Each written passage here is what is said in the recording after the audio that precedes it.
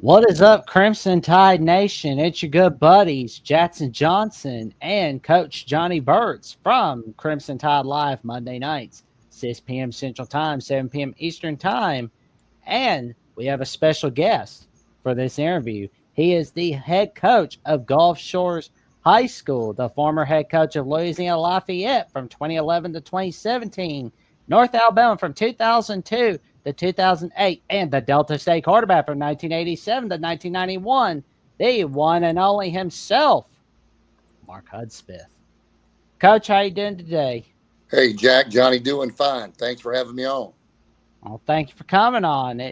It's been a wild off season so far this season. I can tell you that. Yeah. It certainly has, and I'm sure you're talking a lot about, obviously with the college football landscape, and we're right in the middle of our summer workouts and trying to get geared up for a hopefully a really good season down here in Gulf Shores. Yeah, I mean it's just going to be interesting to see what's going on, and there's like some huge news that happened on Friday. The NCAA house settlement happened. And we wanted to get your opinion on this. How does this affect not just Alabama football, but how does it affect college football, college athletics through what's your take on it, coach? Well, I just know this: they had to have some type of oversight, and when I say oversight, even the NFL has a salary cap, and it just got to the point to me where it was I don't see it surviving much longer if they had not done something. And obviously, this is going to affect a lot of different sports, and but they had to get some type of level playing field to level out the teams and the payouts per team and try to make it a little more competitive because it was all just equal with who had the most money was going to be the team and who had the best players and not necessarily who was the best coach team or what team has the best culture. That had nothing to do with that. You could give Louisiana Monroe $50 million and they would win the national championship. So it has nothing to do with anything other than just financials. And before obviously, uh, it was more to it than that. It was building a culture. It was putting together a team, recruiting and seeing those young players come up through your program. And, back in the day, Alabama, Auburn, Mississippi State, places I've been, North Alabama, Austin Peay, Louisiana Lafayette, we would sign a freshman and our fans would watch that freshman develop throughout his whole career and play a little bit as a freshman, become a rotational guy, become a starter, maybe become all conference. And then on senior night, his senior year, they introduce him. He runs out on the field, and the whole stands claps for him and celebrates his career there. And now nobody really knows who they're cheering for. They come and go every semester, and something has to be done. And I'm hoping maybe this is a step in the right direction. Mark, let me ask you a question, Get Coach that Hudson. moving forward. Let me ask you a question. All right, so now we have general managers. A term I heard I'd seen where Charles Barkley had hired on, accepted to be the general manager. What was it, Sacramento State, Jack? One of those schools out there out west. I mean, I mean, do you still have an athletic director and / general manager and Yeah. / head coach? Yeah. And who's the highest? Where's the hierarchy? Is it the athletic director, general manager, or the opposite? Well, that's probably based on what institution you're at. Obviously, Yeah. the athletic director is going to be the answer to person or the president. But you've got to have that general manager now because the head coach. It's hard to bring in a player and tell him that you're taking his money, or it's hard to come in as a coach and tell a player, "Hey, I'm giving you more money." But then the next kid that comes in, you tell him, "Hey, I'm not paying you as much as the one that just left." And the kid that just left told the one coming in how much he gave you. Yeah. And so it keeps the head coach, from getting caught with a lot of players that are disgruntled. It sort of keeps him out of it, and he lets the general manager sort of handle their market value, and that takes it a little bit off of the head coach. And it's just too much for a head coach. Just too much going on right now. I don't see how you have a life in college football as a coach right now. Don't want anything of it no more. I used to love it, live for it.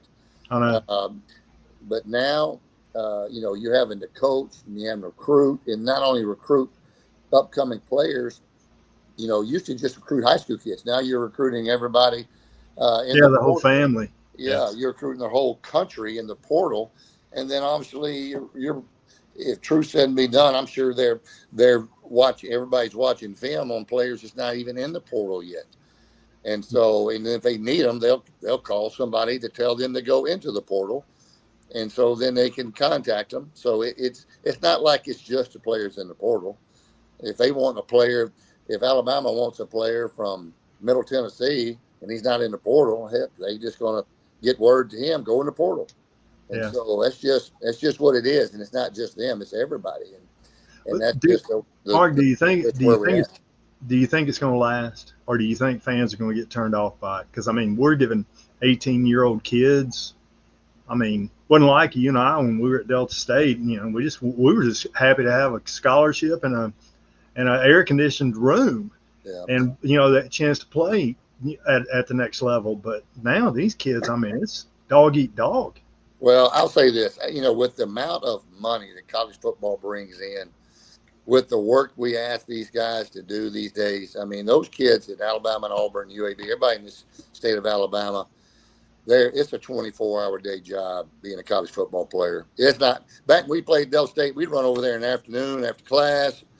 We might watch a little bit of film for about 15, 20 minutes. We go to practice, and then we're going to go jump in the car and ride some dirt roads and drink some Miller Lite and, play ball the next day. I mean, it just is not the same. These guys are up at 5:30. Most teams practice in the mornings now. So you're in team meetings at 5:30, 6 a.m. for treatment or breakfast, and then meetings, and then you go into practice, and you go into class, and you're coming back after class is over, weights and more meetings. It's quite a lot what we ask them to do, and I think with the amount of money that obviously they're bringing into these institutions, they deserve a piece of the pie. It's just the fact that it's got to be somewhat even to where every team is distributing the same amount of pies. Well, let me ask you. So that's a big thing. Yeah, Mark. Let me ask you this. So, what do you think the trickle down to some of the smaller schools? All right. So you got and now you got the smaller schools. I mean, what's going to happen there? Well, when you say smaller schools now, though, the group of five, though, have got a chance to still get some of that same revenue money. They've got to raise, a certain percentage to get to that. And so, for me, I hope the Power Four don't break away eventually from all of Division One.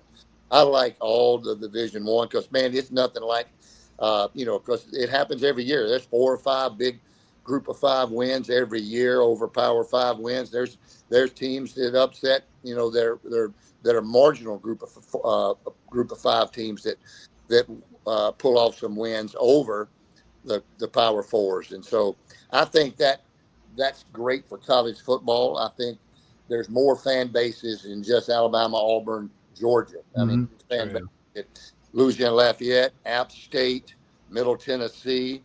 So this, I like it being all in one. So I hope they don't get away from that. It looks like it's going to super conferences though eventually, but I sure hope it don't. And then you get into FCS where I was at Austin Peay. And, those schools don't have the resources to really pay their players. They probably find some ways of giving them incentives to stay. But if you're a player at an Austin Peay or North Alabama and, a school is going to flash $100,000 or $250,000 at you as a coach, you got to give your player a hug, man. Tell him congratulations because he's making more money than you are. And that's life-changing money. And so, but I still love college football for the purity part, and that's probably now I'm probably a bigger fan of the lower levels because those guys now are playing a little more for the love of the game more than for the money. Yeah, exactly. Let me ask you about the portal. Mark. I mean, constantly opening and closing the portal, and then these kids. I mean, I was looking at Ole Miss. I think they have on the defense 7 transfer starters that are coming in, and I mean, open the portal in April, May, and I mean, just how as a coach you've been there. I mean, when do you settle on your team? You don't now you're coaching, you're recruiting your team all the way up to August, and they've got to me they've got to make a change with the two times that they have. The transfer portal comes open. The second one, I don't think that's the one that's killing them, because you take a player and he goes through all spring, he goes through and takes every rep at spring football practice. Just take Tennessee's quarterback. He goes through the entire spring football practice, takes every rep. And not just him, there's quite a few more. The guy that just transferred from UCLA back to Tennessee, he took every rep and then leaves, where you could have given all the reps to another kid that's going to be there. And so it's not just at the quarterback position, it's every position. And so kids go through spring and then leave, and then you're left with holding the bag to figure it out in the next 2 months before they report in August. And it's not a good deal. It's bad. It's a bad concept right now, and they've got to do something to get that part fixed. I don't know how the powers to be in the NCAA screwed it up as bad as they did, but I'm embarrassed for them, and I'm glad I'm not in it right now. Yeah, do I miss that money? Oh man, you sort of miss that a little bit. So I don't want to sound bitter, but it would take a lot of money to get back in that, because having to recruit your own players every day to keep them happy, to keep them from leaving, and then worry about recruiting everybody else, and then trying to coach, and then still be a good husband and still be a good father and see your family and have a life. I mean, give me a break, man. Yeah, that's why a lot of coaches are getting out of it. Man, what's funny is in spring recruiting, coaches come down, to high schools. And they come see me, and my defense coordinator is Brian Van Gorder, D coordinator at Georgia, Auburn, the Atlanta Falcons, assistant coach for the Jets, D coordinator at Notre Dame, and Kenny Edenfield, longtime offense coordinator at Troy, North Alabama, South Alabama is my OC. And man, I bet you I've got a drawer full of business cards from colleges, and they walk out after they recruiting and meet my players, and they come up and, hey, coach, you got a second? And I go up and I say, yeah. He said, here's my card. If Coach Van Gorder leaves, man, I'm all in. Keep me in mind if that position comes open. Because Coach Brian Van Gorder is living down here at the beach. He's eating shrimp. He's out on the water. He's in his boat. I mean, I'm fixing to get on my boat here as soon as I get off the phone with you guys. And I'm fixing to get on the boat and go have a cold one. And these other guys in college, they're fixing to be sitting there begging their guy not to leave and trying to figure out, they got to go do a fundraiser. They got a fundraiser tonight somewhere, and they got to go play the game. Hey, man, love to see you. Great you're here. Great seeing you. Ben, I've been wanting to get a chance to visit with you, man. Man, it's awesome getting to see you. I hope you'll consider giving us some money, for our NIL.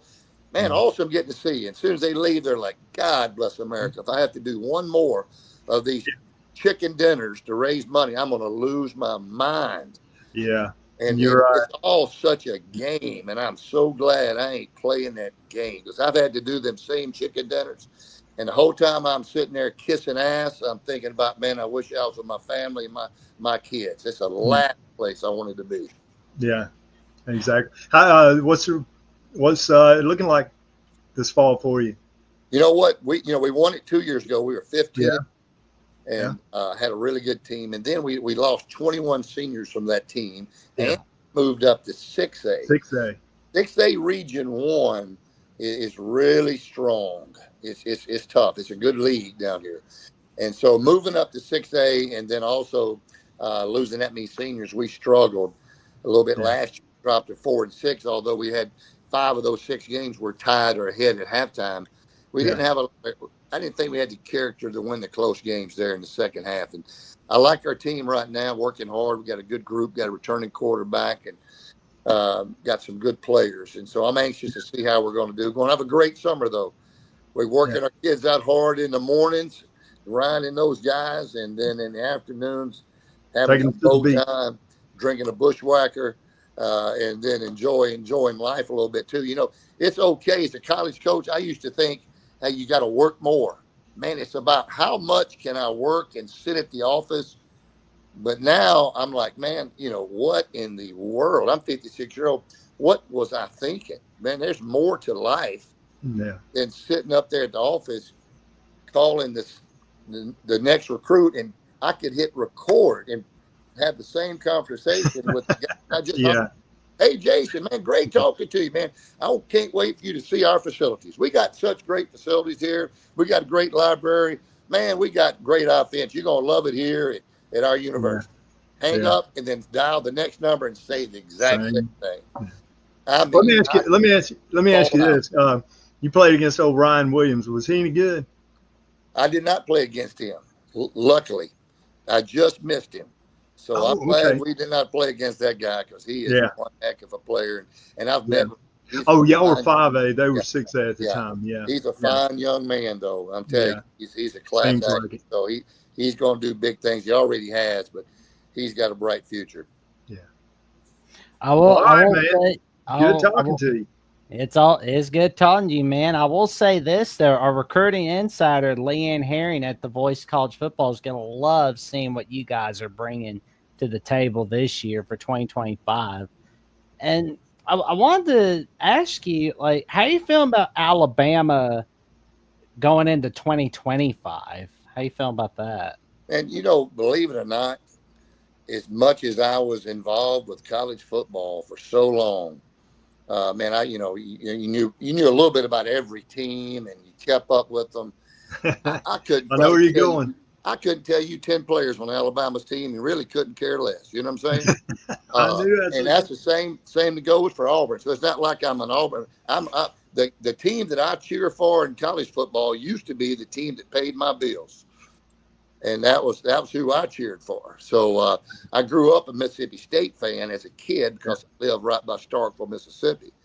And so I grew up going to Emory Ballard football camp, John Bond, for some of you old heads out there that remember Oh, yeah. some of the days of 1980 SEC football. Man, that was my time. That I loved some SEC football in the 80s and Hey, 90s. I got something for you, Mark. Now you're Yeah, not gonna remember, but I have no idea how I've kept it so long. But it's a football you gave me from Mississippi State when you was coaching there. You man, it called it looked like you left it out in the rain a little bit. Yeah. But anyway, it was Scam Newton. Okay, Cam Newton, yeah, I remember when you were there and yeah. whatever, and this is a ball from that period of time. But I think Alabama, getting back to your question, Jack, like I said, I don't keep up with them. I hear some random news now and then. I do know, I think I like Ty Simpson, so I would definitely be pulling for him because I know his dad. Me and his dad used to coach. Yeah, good coach. He's a good coach at UT Martin, does a great job there. So Was he coaching there when you were at Austin P? he was. Yep. We played Yep. against That's each what I other. thought. And so I think his son is going to be a really good player. Already is, but I'm pulling for him and pulling for our in-state schools because I live here in the state of Alabama. So I pull for Alabama, Auburn, UAB, North Alabama, South. I like these guys down here at South, and there's a lot of good football in the state of Alabama, not just college, but high school. And we don't have a pro team here. I guess we do, with the Stallions in Birmingham, Stallions, yeah. but we don't have an NFL team. So that's why I think college football and high school football is so big because we don't really spread the wealth with a team like the Falcons or the Saints and all that. And so everybody's a high school fan or a college football fan or mostly both. And so it's a great time to be coaching here in the state of Alabama, especially high school football, because uh, it's a lot of good players, a lot of good coaches in the state of Alabama. There we go.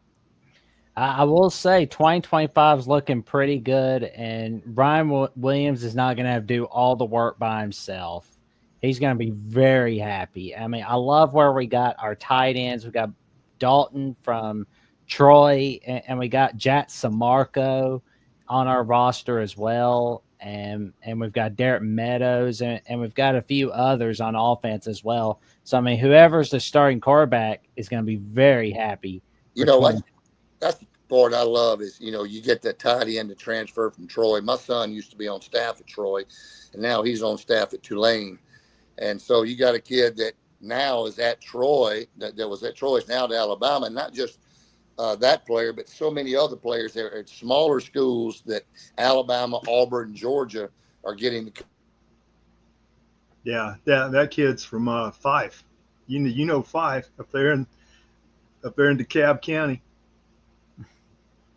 There you go. Uh-oh. Got muted for a moment.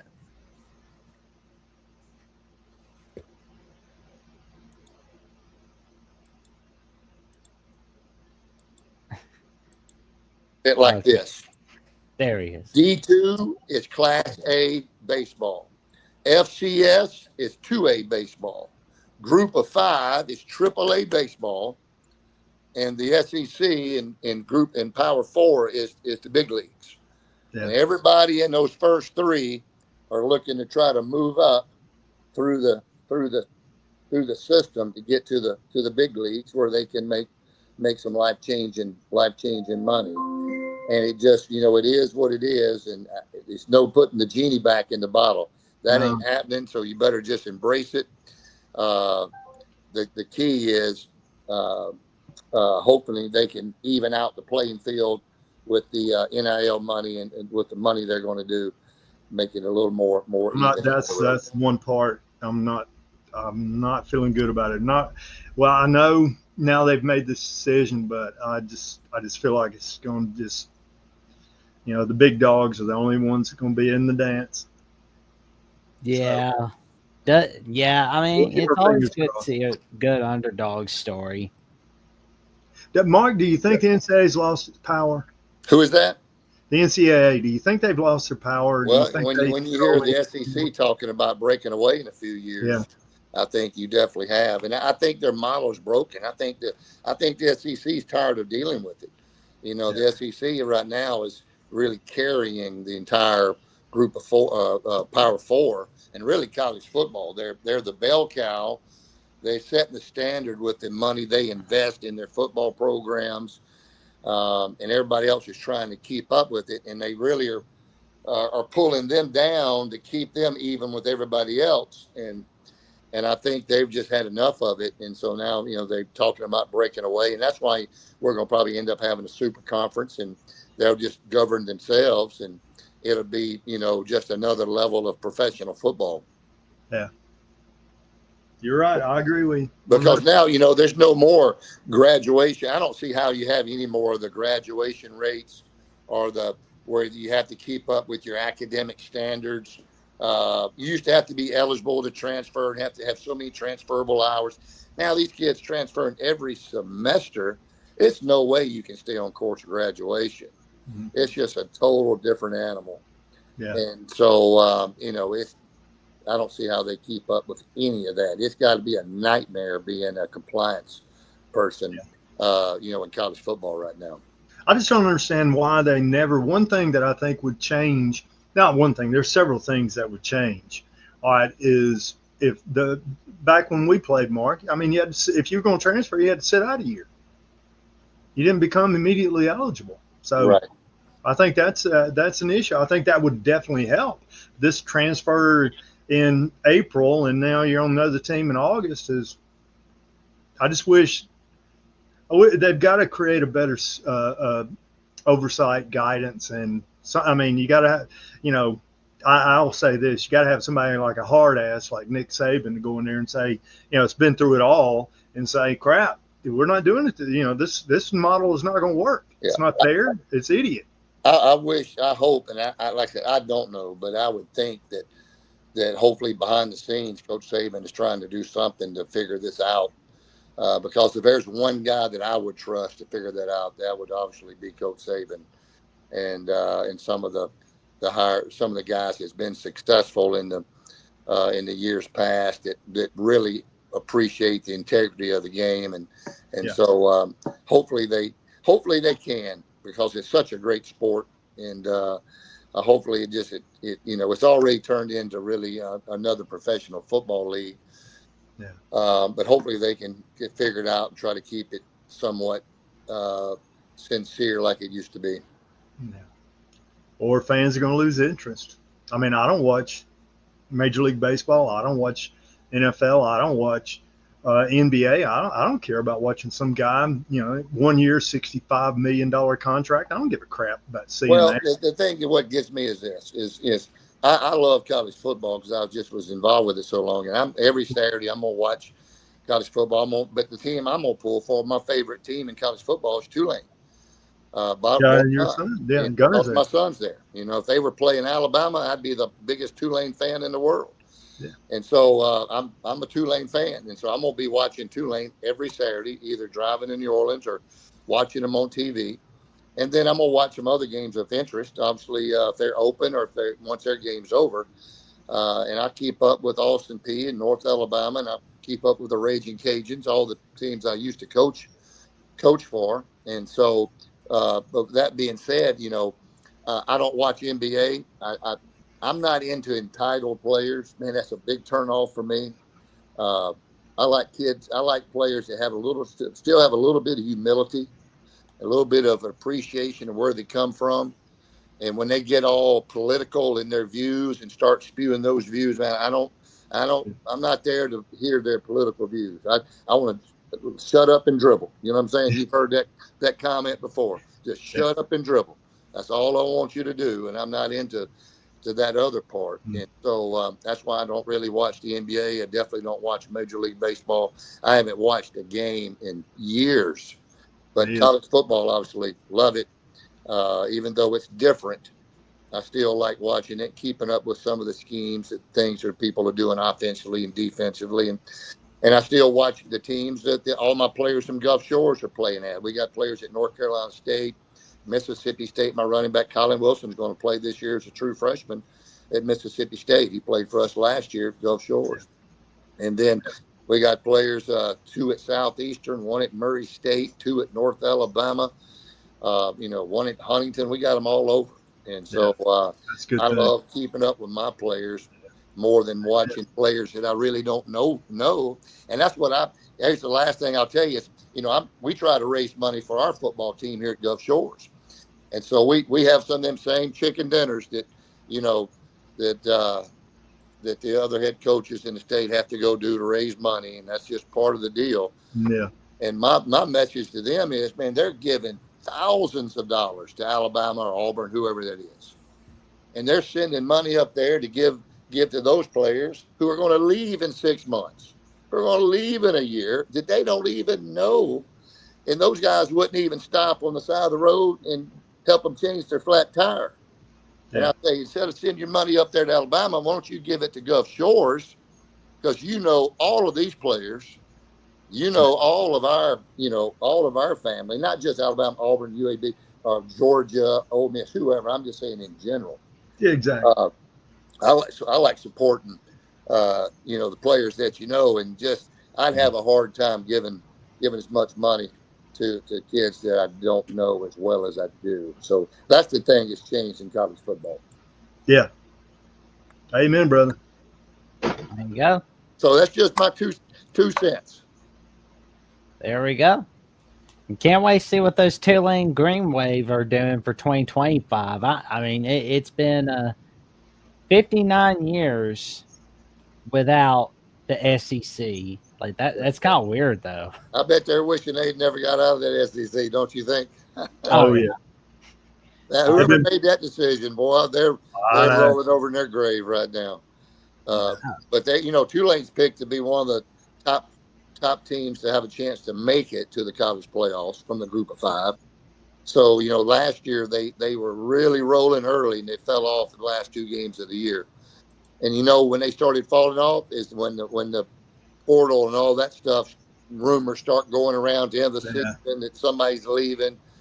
They started having issues there, just like everybody else. And that's a shame that you can't get through your season before all of that starts taking place. Can't even coach the bowl game. Marshall had to cancel their bowl game.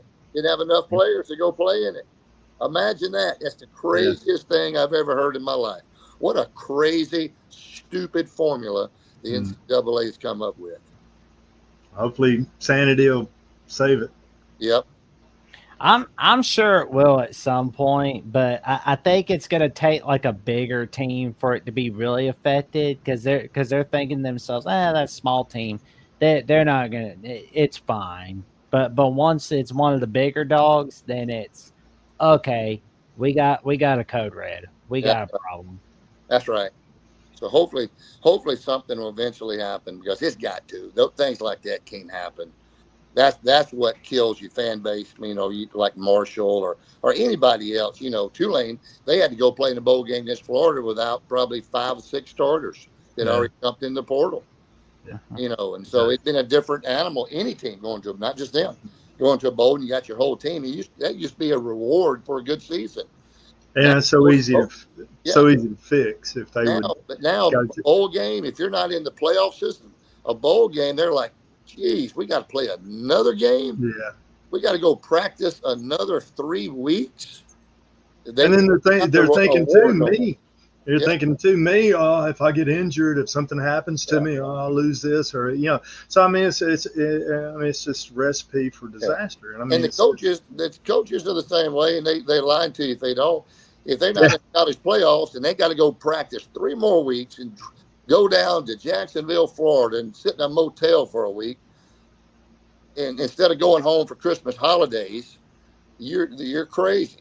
They don't want to do it no more than the players, because the bowl games aren't what they used to be, because half the players are not even traveling with the team because they enter in the portal. And now the other players know, hey, we're not going to be as good as we could be because half our team's not even coming down here. So why are we even going? The coaching staffs think the same thing. And so, I'll tell you, it's different. Last thing I'll say about it is I think that the bowl games are going to disappear because the only thing that's going to matter is playoffs. It's just a playoffs. That's it. Yeah. Why play a bowl game? Some of the assistant coaches, if it's a good enough bowl and they know they're going to get another month's salary, because most universities, if they worth their salt, are going to pay the coaches at least another month's salary for going to a bowl game. So you're going to get that bowl bonus. So they get a little bowl bonus. The players don't get a bowl bonus. Their bonus is practicing for 3 more weeks. Yeah. So, but if you're in the college playoffs, that's different, man. That's a whole different animal. You're competing for a championship, man. You're excited. Your fan base is excited. Now, if you don't make the playoffs, the fans aren't as excited about going to a bowl game. So I sort of hate it because we love going to some bowl games. We had some great ones with the Raging Cajuns in New Orleans when we won 4 in a row. And so I was at a couple of them. I remember watching the 2011 one on ESPN. That was a fun one. It was in December 2011. I remember that one. Yeah, Brett Baer made a 50-yard field goal in the last play of the game. We last play of the game. I remember. I definitely remember. That bowl bonus was nice, Johnny, after that game, after that win. Yeah. Yeah. With that bowl bonus, I paid a down payment on a beach house, and then when I got fired, I used my buyout to finally pay it off. So it works both ways. It works both ways. Yeah. There you go. That's the man. There we go, Coach. Well, what? How many days is it until kickoff of the 2025 season? It's probably about 80. Okay. Yeah, 65, somewhere in there. It's I know exactly, but we're under 80, I think, right now. So it's getting here fast. Well, I'm looking forward to kickoff, that's for sure, and I'll be making sure, playing recruiting insiders, we'll definitely be making sure that we're tuning in to Gulf Shores High School for sure. Yeah, y'all keep up with us this year. Go to our social media pages on Instagram, Twitter. And Facebook, the GSHS Dolphins. We've got the best high school social media page in the country. Yeah. And so you'll every day get to see footage of what we're doing, the way we promote our program, and the things we're doing down here. We've got a unique situation with so many college coaches. I talked about Van Gorder, my DC, Kenny Edfield, my OC, my offensive line coaches. Mitch Rodrigue. He was at O-line Lafayette. coach, 7 years, Louisiana Lafayette. Then from there, he went to be the O-line coach at Colorado. And then when Prime got the job, they didn't obviously retain the previous staff. And then I hired him. And then I just hired Eric McDaniel, the D-line coach, the last 4 years at Appalachian State. Before that, at Louisville and Army, he's my D-line coach, my D-tackle coach. And so we've got a lot of guys with college experience, with some elite college experience on our staff, and that really makes it fun to come to work every day because you're getting pretty challenged every single day on the practice field, and guys that know how to do it at a high level. So it's been great. Yeah. And then coach is going to do it the right way.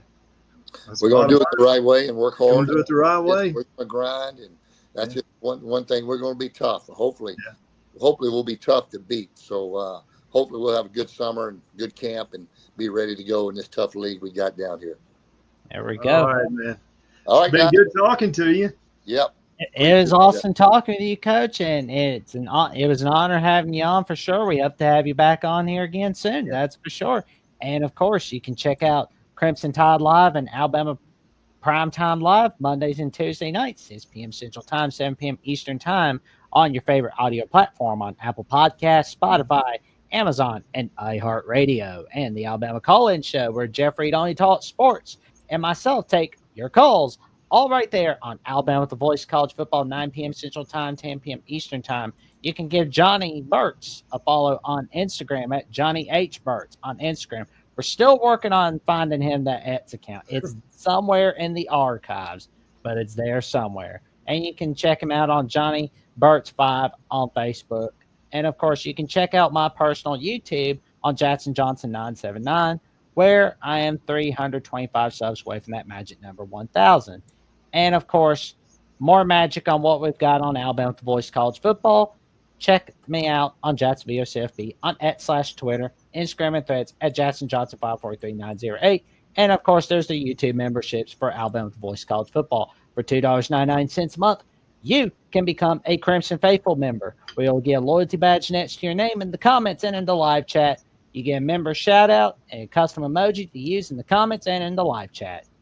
And for $4.99 a month, you can become a Saban Disciple, where you'll get priority replies to comments, and you get an access to monthly hangouts with yours truly, the host of Alabama Crimson Tide Live Monday nights with myself, Coach Burtz, Jeffrey at Only Talk Sports, and the host of Alabama Primetime Live, Coach Smoot Hines and Manny Wilson.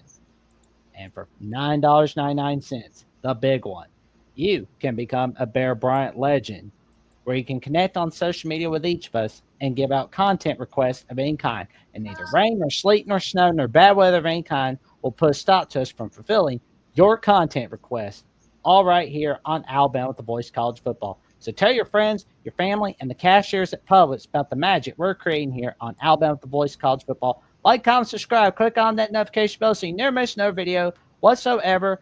And we will see you soon. And roll Tide. Hey, Mark, Okra. Go Dolphins. Have a great day, guys. There you go, Thanks, brother. Johnny.